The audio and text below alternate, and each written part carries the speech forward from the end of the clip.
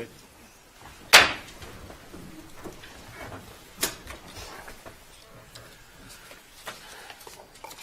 This is the time set for argument in the matter of Gerald Williams versus Linda Stapley Williams, our civil number 17-0360.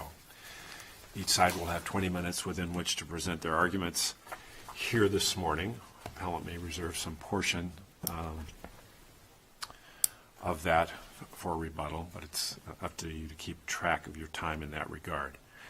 We have read the briefs, we've been through the record, we've conferenced the case, so we're familiar with the underlying facts and the procedural history and the issues that you've brought here today. So please keep that in mind as you make your arguments. We're recording this matter both by audio and video. The video will be available on YouTube in a matter of days after the argument is completed. But because we are recording, we'd appreciate it if you would identify yourself and your client when you approach the podium to begin your argument. And with that, appellant may proceed.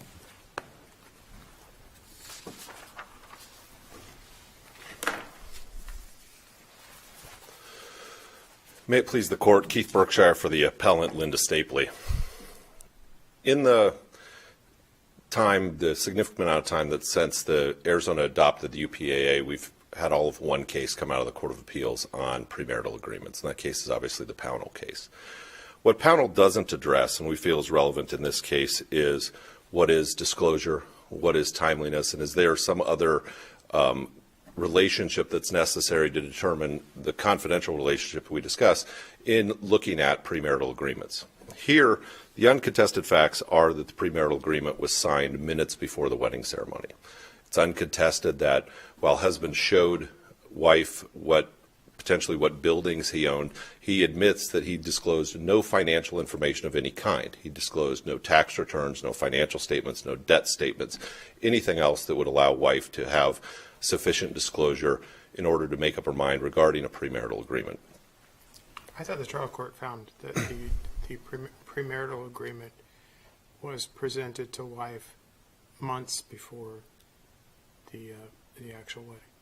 They did. Both parties testified, and wife did admit that the first draft she saw was at least 2 months or approximately 2 months prior to the wedding. And she also testified at that time she told husband that she would not sign it, and it wasn't until actually the day of the wedding. Not what the trial court found. Correct. The trial court did find that it was 2 months beforehand. Right. But as far and then didn't the trial court also find that wife had sufficient amount of time to investigate the premarital agreement prior to the wedding? Correct. However, as we cite in one of the out-of-state cases, that it shouldn't be incumbent upon the party trying to figure out what the other party has, that the disclosure should come from the end who actually has the assets. And one of the main reasons this is relevant is when we get into the unconscionability analysis. But Mr. Berkshire, didn't the premarital agreement specifically waive financial disclosure? It did contain a statement a standard statement regarding waiving additional disclosure. However, that's relevant because in the same essentially part of the premarital agreement, it also says there's schedules attached, schedules that list husband's assets and award husband certain items that are presumed in that same set of disclosure. So without those schedules, which everybody admits, there was no schedules ever attached to this document until years down the road, you can't read those sections of the premarital agreement separately. If something says husband's assets are completely listed in Exhibit A, and there is no Exhibit A, the statement that says I'm waiving all additional disclosure doesn't make any sense and can't be valid because we know that there's nothing listed in Exhibit A. And it allowed husband to unilaterally just add whatever he wanted into that document. The same with some of the other procedural problems that were with the premarital agreement. Attorney certificates that weren't filled out. Husband's counsel, who had evidently drafted the agreement, Phil Gerard, no signatures on those pages, no initials on every page. The section where it says wife has a lawyer, unfilled out because she didn't have a lawyer. So while one section does say, and the court found that wife waived it because of the statement about waiver, it's in the same section that says that his list of assets is attached. Those two can't be read separately. So your position is that the waiver as to further disclosure is entirely conditioned upon those exhibits being there and attached. Well, waiver of further disclosure presumes some disclosure in the first place. And even in the statute, if we look at 202, there's a waiver of disclosure beyond what was disclosed. And when nothing was there, there was, again, no financial disclosure of any kind. Yes, his testimony, husband's testimony here is that he drove her around to buildings and said, those are mine, and stated that he told her a value. Interestingly enough, in his deposition and trial transcript, he can't remember a single value that he ever told her of a single asset. He admits that he can't remember potentially what any of the values are, or what he told her his net worth was, or any actual financial information he told her at the time. He's positive he told her, but can't remember a single number at the time. So in that, waiver here is this circular argument. I waive it, but how can you waive it if you don't know what you're actually waiving? So, But he disclosed he owned a building. He may not have known how much it's worth, but he disclosed some things. Agreed? agreed. So when we say I waive further disclosure, you say it requires initial disclosure. Did he not initially disclose the physical locations, and upon investigation, your client could have figured out how much they were worth if it was important to her? There was at least something disclosed. We will agree there's something disclosed as far as an asset that was owned. But this could be Bill Gates saying, hey, I own $10 million of Microsoft stock. Well, he does. He owns $90 billion on top of that, but we owned something in the first place. There has to be some, and again, with the out-of-state cases that we cite, there has to be something, some ability to go into this contract with some knowledge whatsoever. If all that's required in waiver is waiver, prenups can be really short in Arizona. I waive everything, I keep all my stuff, I'll list it later. If that's the standard, because essentially here, especially when we consider the unconscionability part about what the decree or what the prenup says itself in regards to what is community. It's a little irony of, my client being a teacher and what's going on this week, that the only community asset that went into this case was her teacher's salary. And from an unconscionability standpoint, how would she know? How would she know that husband had no salaries? She thinks she's marrying, somebody that has some wealth. He owns these buildings. She doesn't know, had no knowledge that he had no salary. He admits he never gave her a tax return, a financial statement, any financial actual documents of any kind. How would she know that he had no salary, that there would absolutely be no community from his end? Is By the responsibility here only on him? No, but it's not only on her either. And that's the issue here, and the same as the duress analysis. Yes, she could have gotten, pushed off the marriage theoretically, but so could he. Theoretically? Well, they could have, but both of them could have. It's not totally incumbent on her to do an investigation. If she wanted the marriage, she had to sign the agreement. Correct. Does that make it involuntary as a matter of law, or is it just again, form? I think that's where the difference in Pownell is. Now, admittedly, in Pownell, the prenup was signed 4 days prior, but lawyer's office, difference than literally about to walk down the aisle. I mean, this is the facts here. I mean, literally, wedding dress, walking down the aisle just to talk to your sons, about to go down the aisle. I think that's one of the things that makes it different, that there is some sort of, and that's what these out-of-state cases we talk about was, there has to be some heightened scrutiny given to this, given the time frame. And here we have husband who's... Isn't that just one factor to consider in the voluntariness of the agreement? Correct. I mean, when we look at whether a contract has been voluntarily entered, aren't we supposed to consider everything? And one of those factors would be the fact that she was on her way down the aisle. I'd agree, Your Honor. And this statement about being on the way down the aisle, it goes into two parts of 25202. That whether was it voluntarily entered into, which it can itself kill premarital agreements, but it also goes into the second part about procedural unconscionability. That duress doesn't have to meet the first factor for involuntary to be part of the procedural unconscionability analysis. And I think that's just where Arizona is lacking in some of the law that some of these, why we're asking to look at some of these other states, in that they've analyzed a similar set of fact pattern and have put some heightened burden on that because of what occurred. If this is 2 months prior and they sign it and there's complete listings, like most premarital agreements are, most ones that are done by lawyers on both sides, they list estimated values and these types of things. It has to go into the analysis. So we don't think the court put essentially any weight on it in that regard for the procedural.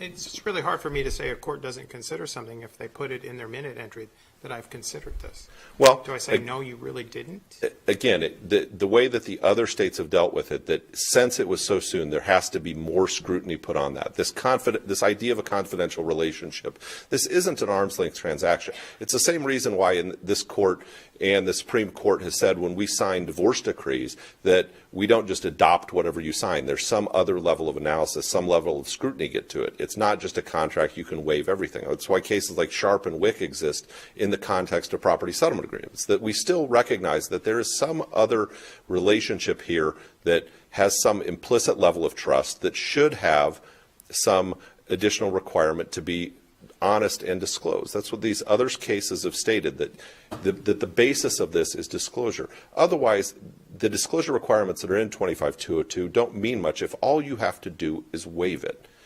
And again, how do you waive what you don't know exists? Literally, it creates this. Wait a minute. She knew that there was other disclosure that could have been made based on the fact that she didn't have a lot of disclosure. And if she knows that there's this potential for further disclosure and she says, I waive further disclosure, why isn't that enough?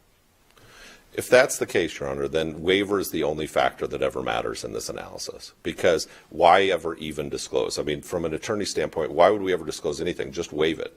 Because if that's the controlling factor. But how do you know what you're waiving? You know you're waiving something, but you don't know what you're waiving. The idea of waiver is you know what right you're waiving, what you're actually waiving. Even in I'll quote one of my cases, unfortunately, even in the McLaughlin case that came out of the Supreme Court, you have to actually know what you're waiving and do something to waive that. It has to be an intelligent, knowing waiver.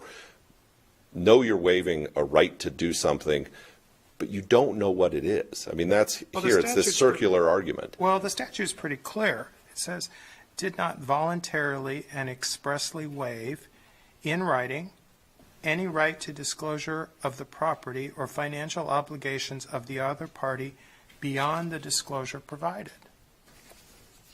Which happened in this case. I mean, you're not disagreeing with us. No, it was signed, and the prenup does contain a waiver clause. But I think what we're asking to focus on is beyond the disclosure. Is there some minimum level of disclosure here to actually know that these assets exist, know the income streams exist? Again, here with the salary idea and why we think it's substantively unconscionable on that there's no community other than what she did. How did she know that? If it's not knowing that he has a $100,000 salary versus $200,000 salary, but there's at least some salary here. So the idea is that there. Mr. Berkshire, he owned 10 buildings versus 20 buildings. She knew he owned some buildings. That is initial disclosure, isn't it? But that's not again, I'll go back to the Bill Gates analogy. I know that he owns 5 shares of stock. Can he just waive the rest? And if Linda Gates signs off that she was waiving, doesn't she meet that requirement under the statute?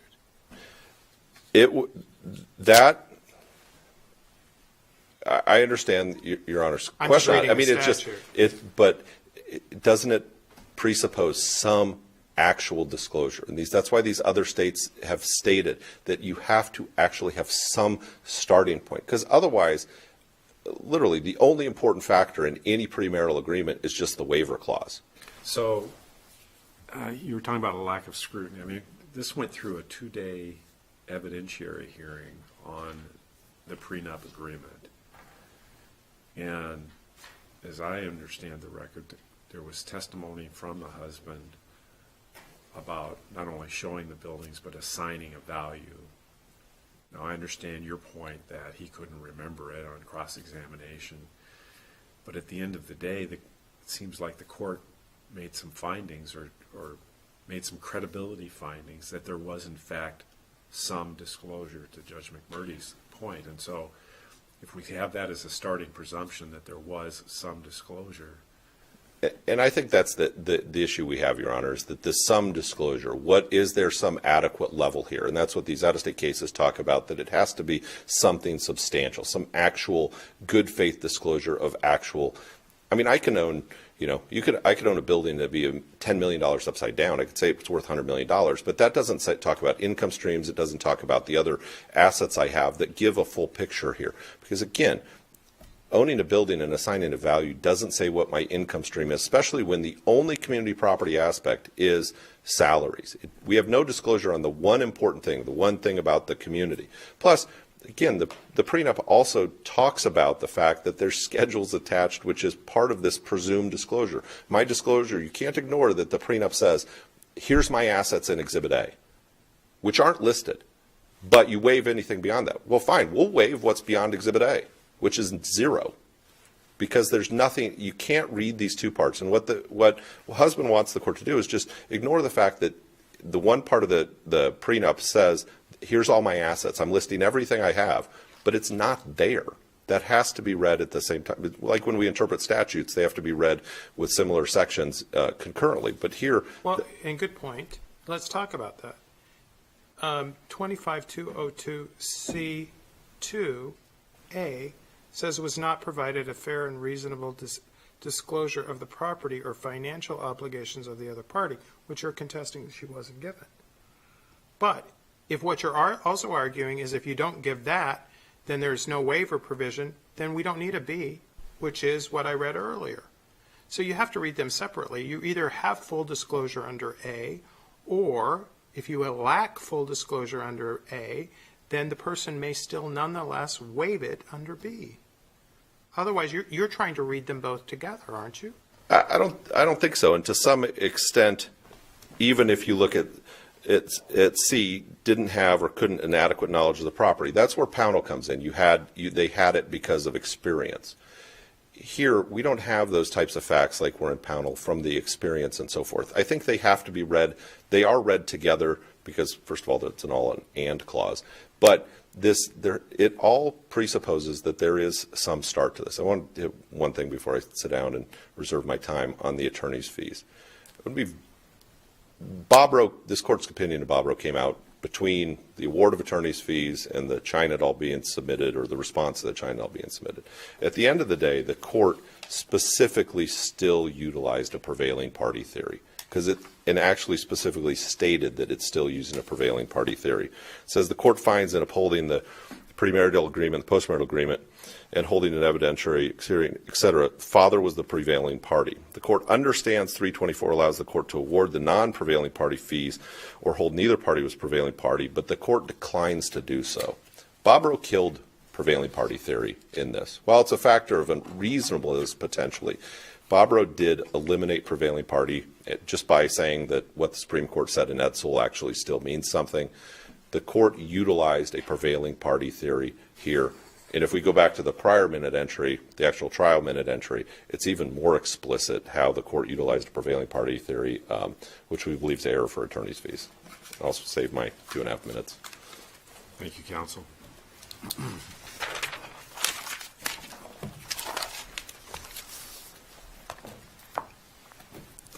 May it please the court, my name is John Egbert. I represent the appellee husband in this appeal.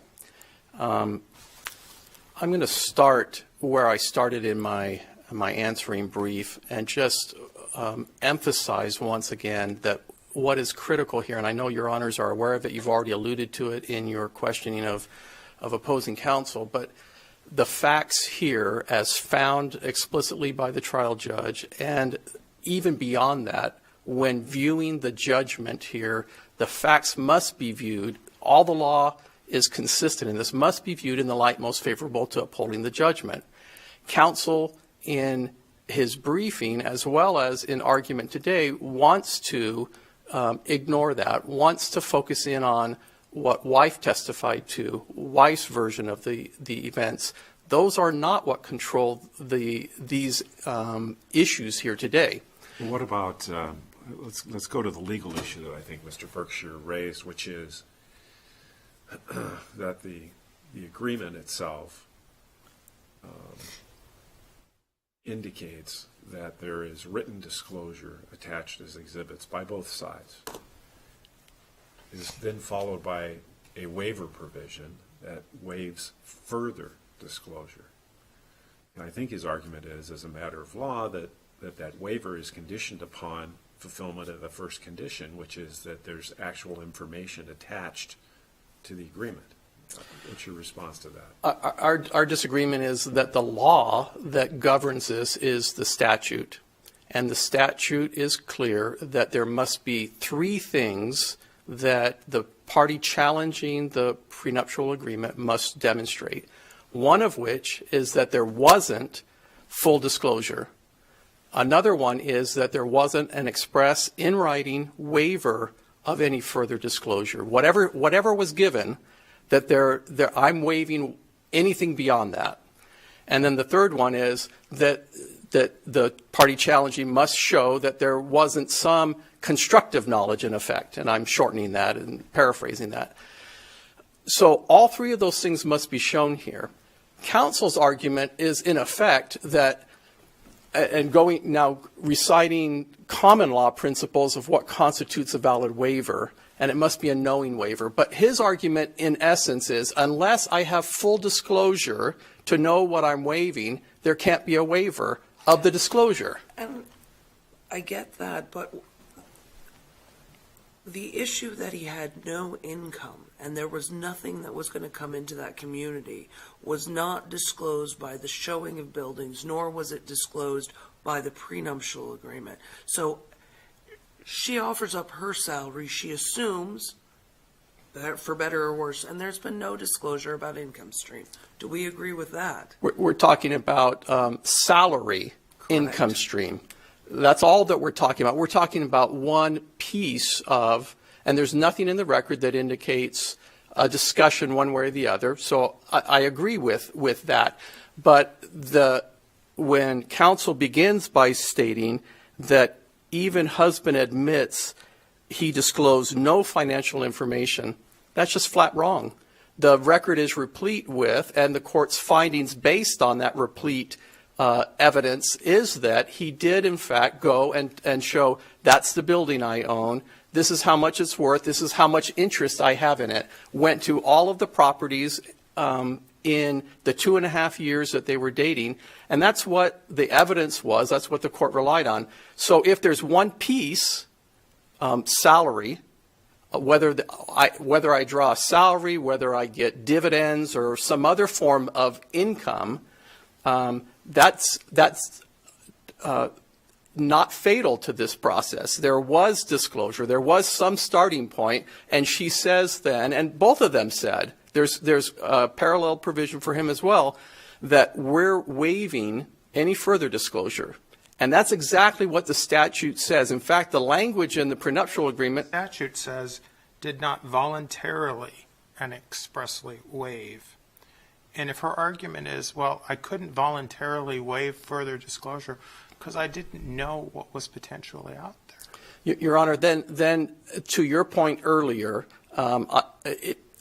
you have effectively written out the need for B and C in that three-part requirement of the disclosure evidence that the challenging party must demonstrate. It's not, otherwise, if I can simply say that I wasn't given full disclosure, then why does the statute also require that she demonstrate that she didn't, that she in fact waived any further disclosure? That makes no sense. You have to read those provisions to make sense of all of them.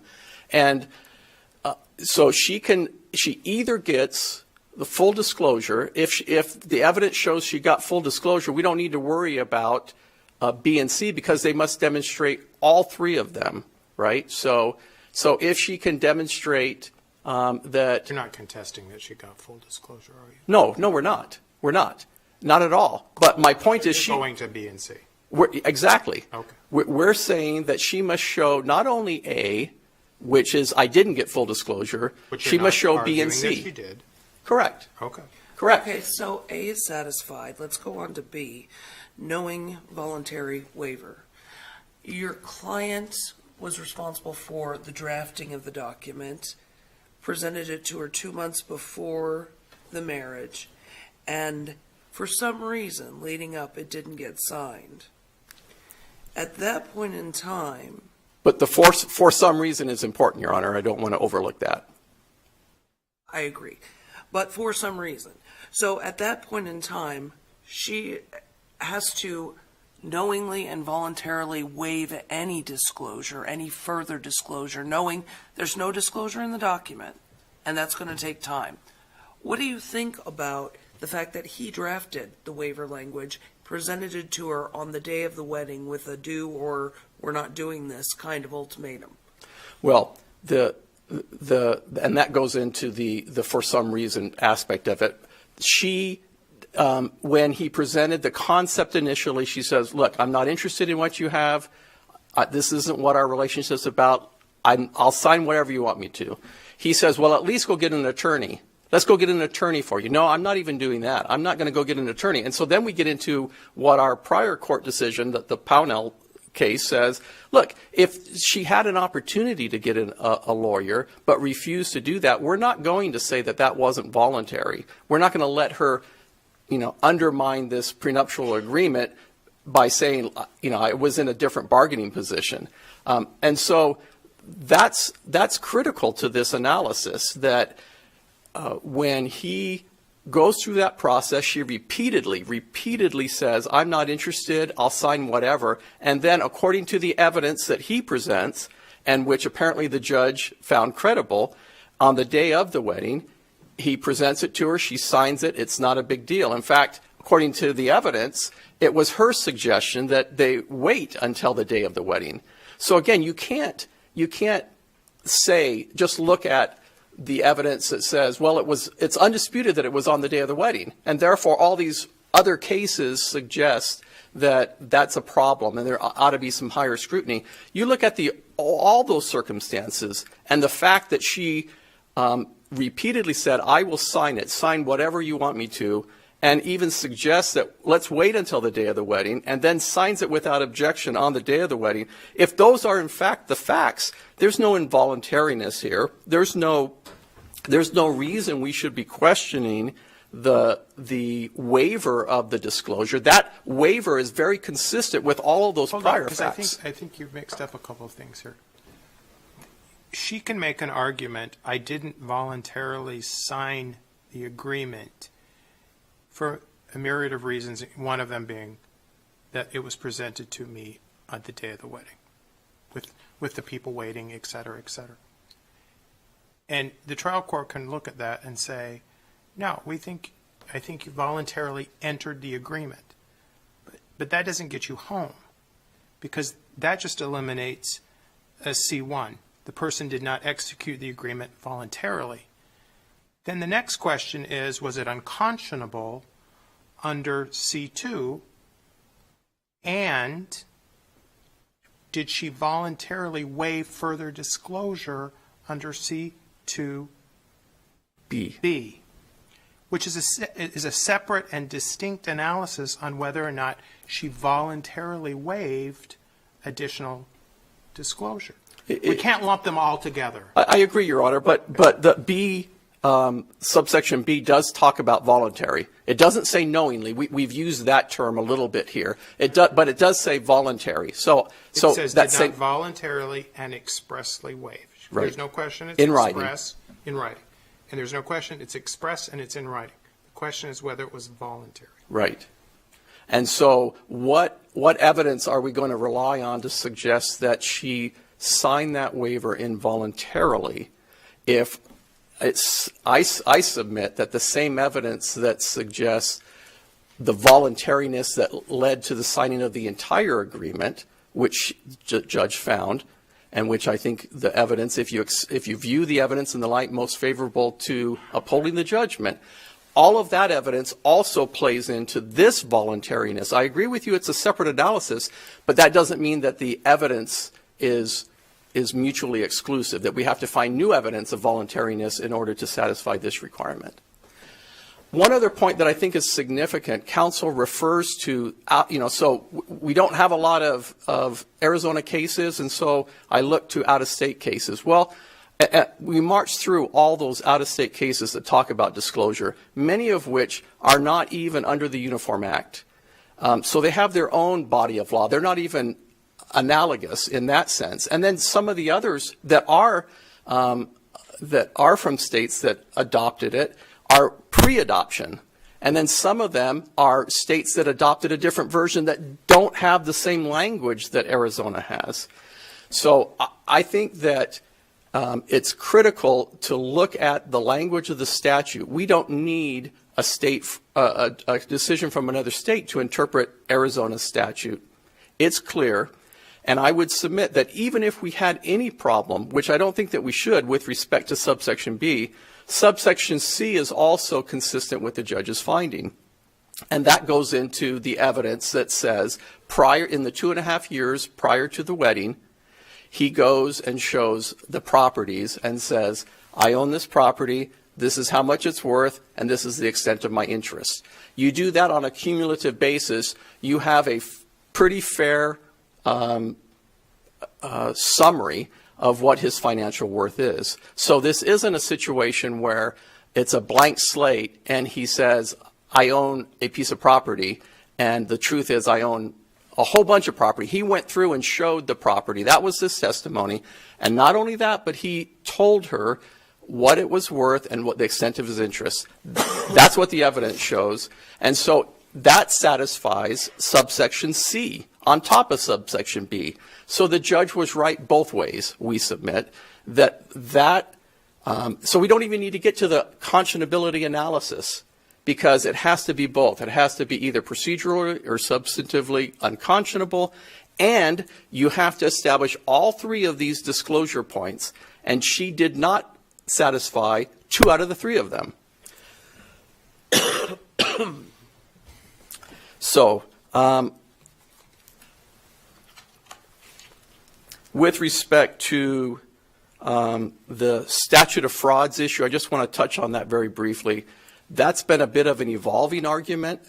Initially, it was that the exception to the statute of frauds cannot be relied on. The court was wrong in relying on that, the part performance exception, because it has to be asserted by a party. Well, we demonstrated in our answering brief that there was an assignment of rights by the son to husband, and then in reply, a new argument is presented, and that argument is that the evidence that was presented about this $40,000 to $50,000 payment towards principal by the son, it wasn't supported by any documents. Well, it's never been the law in Arizona that a judge can't rely on oral testimony as evidence to support a finding. And so there was substantial evidence to support this notion that the son never would have paid $50,000 towards somebody else's mortgage from the inheritance he received from his mother. And so that constitutes part performance. Finally, let me address the attorney's fees issue, which counsel raised in argument today. Our reading of the court's ruling is that she relied on the statute 324 as the basis for the attorney fee award. She made a very clear finding that the wife's position throughout the proceedings was unreasonable. That's not a finding that you make under a prevailing party analysis. Yet she repeatedly referred to prevailing party. She did, Your Honor. She did make reference to it, and part of the reason we submit for that is that that's what the prenuptial agreement refers to. It talks about, it has a prevailing party provision within it. But I think in the final analysis that she relied on Section 324, and even if she relied on both, if the attorney's fees can be sustained based on the statute, which we think is the proper basis for the award of attorney's fees here, then and she made the right findings, and it satisfies the requirements of the statutes, then I think that the attorney's fees ought to be upheld. Well, she says the court understands that ARS 25324 allows the court to award the non-prevailing party her attorney's fees and costs. But that's not what 324 just says. Right. Either side can. Right. So even after she was aware of Bobro or Barbro or however you say that, the analysis is on balance, who should get attorney's fees, right? Well, yeah, as I understand the statute, it's not only about that the court must not only look at the reasonableness of the two sides' positions throughout the proceedings, but also the relative wealth of the two sides. As long as the court takes both of those considerations into account, then the court has broad discretion to award attorney's fees under that statute. And the court's reference to the wife receiving sufficient assets in the dissolution, in your view, is a finding then of her ability to pay these fees? Well, I think that's a piece of the analysis, but I think the most important one, the reason, typically there's no question here that husband had more assets than wife, and typically that's how courts normally come about this, make their decision that, look, we're not going to make the wife pay the husband because of the imbalance, but the reasonableness of the positions taken, there have been court decisions where that has been a reason, and it's been upheld to shift the attorney's fees from from the less wealthy spouse to the more wealthy spouse. And here, this is where it's critical to remember, what are the facts? How are we viewing these facts? Because if you view these facts from the perspective that the wife all along from the beginning said, I will sign whatever, and suggested repeatedly that I'm too busy to sign, but I will sign, I'm not interested, and let's just sign on the day of the wedding, and then signs on the day of the wedding. If those are the facts that we accept as true, and then to have her come in and have a whole 2-day hearing in order to say, well, it was involuntary. I didn't want to sign it. I was forced into it. If the court makes those credibility determinations and decides that version of the facts is correct, and now she's coming in and saying something that in fact is not even true, it's not made in good faith, those are appropriate bases for awarding attorney's fees. And so we submit that there's more than enough, there was no abuse of discretion here by the trial court. Again, relying on those facts, which I think we must here at this stage of the proceedings, rely on those facts as true, and then agree with the trial court in saying that it was not reasonable to take that position, given that view of the facts.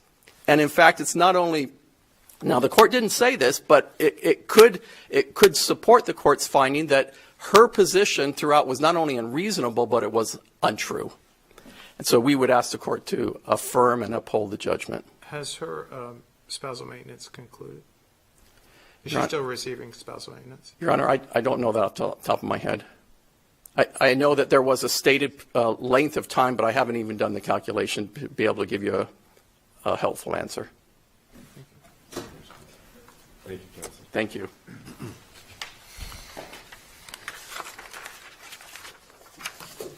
I think it ends next month, or June for some reason, Your Honor. Okay. It's 36 months, correct? Correct. That was just me adding it up. I think that's what I recollect.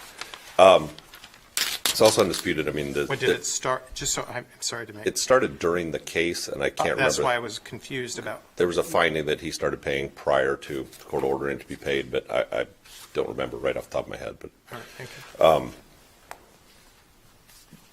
As for fees, the reasonableness, we have the Williams case out of Division II that talks about it has to be objectively reasonable, which is why the prevailing party theory doesn't work at all. Bobro is based on Edsel. Edsel's based on a case called Groupser that basically says the reason the disparity part of the statute is there so you can have an ability to litigate it even if you lose, which is why there's no prevailing party theory in Arizona, that the poor party can always litigate even if they lose, that they have funds to do that.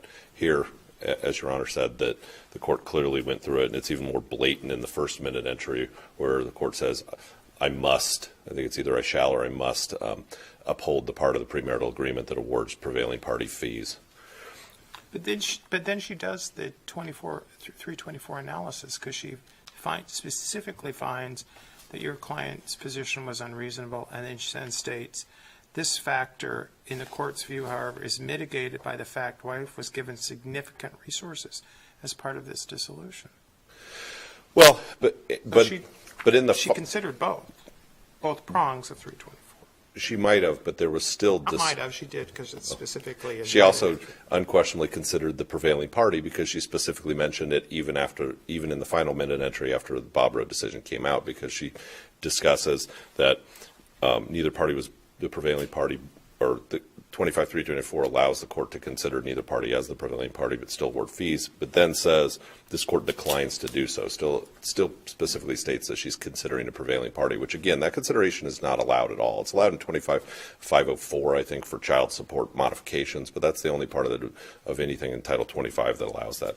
One thing, with my final 30 seconds, I want to go back to a question of Judge Campbell, this idea of the voluntariness under Section B. And that voluntary waiver is the issue here, is how is it voluntary when there's a presumption in the prenup that there is some disclosure there? And that how do you know what you're waiving? How are you voluntarily waiving something when the document itself says there's disclosure, which everybody admits that there is not? And that's the issue we had here. I can say I own a building, but I don't know that it's upside down or that there's $10 million of extra equity, or there's a separate building or separate entity that rents it out to something else. If just a building doesn't show income stream, which is specifically important for here when the only community asset is salary. Thank you. Thank you, counsel. We appreciate the arguments presented here today, as well as the briefs provided to us. We're going to take this under advisement. We'll issue a written decision in due course. With that, we are adjourned.